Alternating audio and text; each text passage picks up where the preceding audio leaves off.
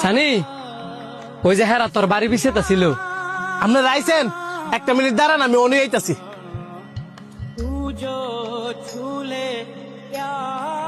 নেন ভাই বোন।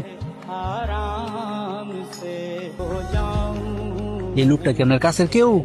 হ, সমস্যা নাই, হ্যাঁ আমার আপন স্বাস্থ্য ভাই। তাইলে ঠিক আছে, এখন আপনি ধরেন বয়ার একটা সমনুষ্ঠ না করিয়া আপনার সুদানে বুঝালন। কি ওষুধ রে? ঘরে কেউ অসুস্থ হয়েছে নাকি? আরে না, ঘরের কেউ অসুস্থ হয়েছে না, আমার গরু দুটার ফোনানের লেগে ইনজেকশন পুশ করবো।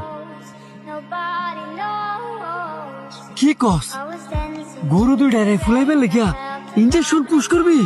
হ, এতে করে আমার অনেকটা লাভ হইব।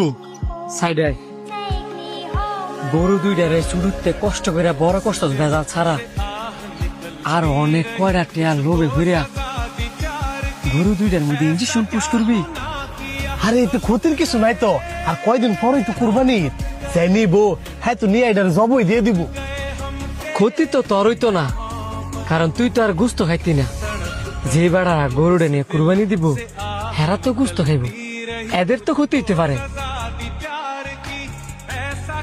আজকে না হয় তুই গরু দুইটার মধ্যে ইঞ্জেকশন পুশ করলি, কালকে না হয় হাড়ে নিয়ে গরুগুলারে বিক্রি করে দিলি, কিন্তু যে বেড়ারা গরুটা কিনে নিব এদের আগের দিন বা 2 দিন আগে যদি গরুটা মারা যায়, এই ভাবের বাগিদার তো তুই হবি।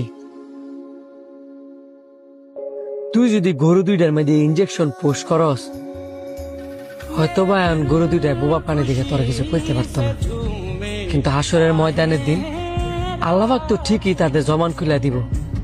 তখন গরু দুইটাই কইব, হে আল্লাহ, এই লোভী ব্যক্তি কয়টা টেয়ার লোভের আশায় আমগো শরীরের মধ্যে ইঞ্জেকশন পুশ করছি, আমগোর অনেক কষ্ট হয়েছে, কিন্তু তখন আমরা কিচ্ছু করতে পারিনি। আজকে আল্লাহ তোমার কাছে বিচার দিলাম, তখন তোর কি হইব একটা বার ভাবছস? তুই কইতে পারবি, তুই সব কি কইতাছস? আর বেড়ার কি গরুর মধ্যে ইনজেকশন দিতেছে না? তাছে বাইক যা। অন্যের ক্ষতি করতে চাইলে ওই ক্ষতি নিজের উপরই করে। কিও তোমার ভাই আবার কি কয়? তুমি কি সিদ্ধান্ত নিছ না আমরা যাবো গা? আরে হের কথা হইন না, লাভ নাই, আইন ইনজেকশনটা অনেক দিয়া যান।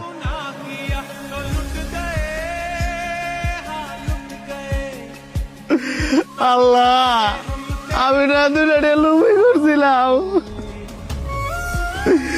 এই কারণে তুমি আমার এমনি নিঃস্ব বানাই দিবা। আল্লাহ পাক তোরে নিঃস্ব করে নাই, তোর লোভ তোরে নিঃস্ব করে দিছি।